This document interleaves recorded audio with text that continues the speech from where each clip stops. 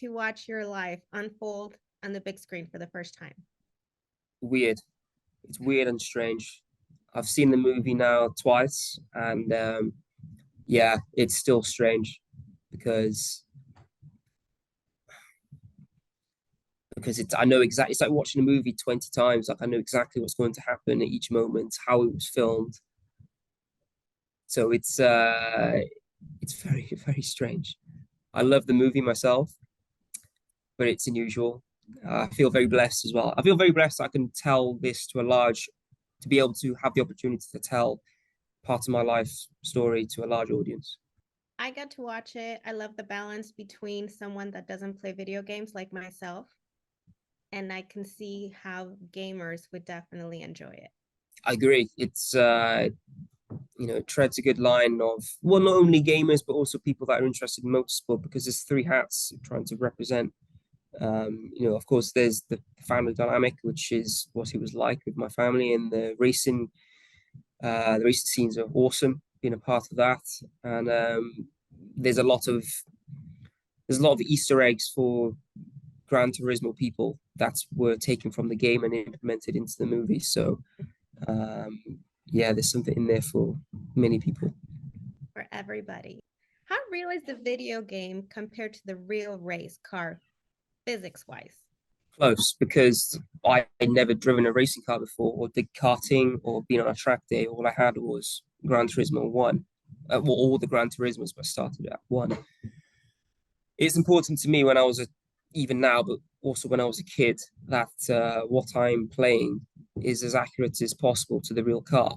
Because the only reason I started playing racing games was I wanted to drive the real car in real life. But obviously, you can't do that as an 8-year-old or a teenager. So it was important to me what I'm playing is as accurate as possible physics wise, because I would like to know what it feels like to drive a 30 million pound McLaren F1. And it's still a reason why I play the game to this day. It's like, okay, I would love to drive this car in real life. I can't for whatever reason. What is it? What's it feel like to drive on GT? And that's why I play the game. I imagine you have favorite cars at home, but what's your four-wheel baby at home, and how fast have you gone on it? My own personal car, I have a 1995 Ferrari 456 GT. That car is very special to me because it was the first poster of any car I had as an 8-year-old on my wall. And a few years ago, I was in a position to buy it, and I have it. As a car, it's terrible because it's unreliable, always breaks. But there's a real sense of there's a lot of connection, there's a lot of history with that car, which is linked to me. So I'll never sell it. The fastest I've ever been in that car is, I think, it's 177 miles an hour. So when did you acquire this vehicle? In 20, what was it, 2019? Yeah, 2019. You're doing a lot of press for Gran Turismo. You did press back in the day for the first time, your first round of press.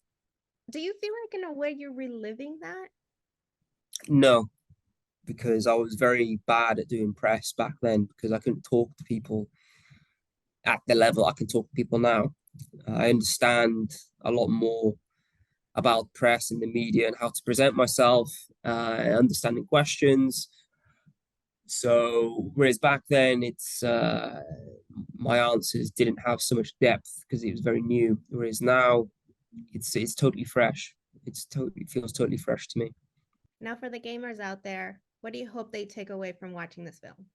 Well, it's not only the gamers, but I feel for anybody that watches the movie, when they come out of that, I hope they can take a look at their life and go in a direction that they go to follow their dreams, go in a direction where it's like, okay, I'd like to do this. I've been putting it off for a long time for X, Y, Z.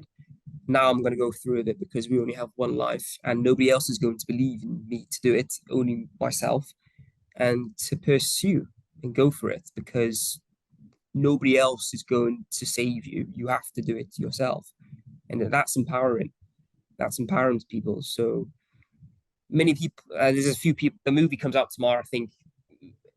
a lot of places in Europe, and I've had messages people that have seen the pre-screening, and I've kind of had the similar vibe messages back, which is really nice to hear because um, the reason why I agreed to kind of open my life up for the world to see was in one chance. If there was one person that could go, okay, I'm going to take some positivity out of it and maybe change direction, change course, then it's worth doing, really.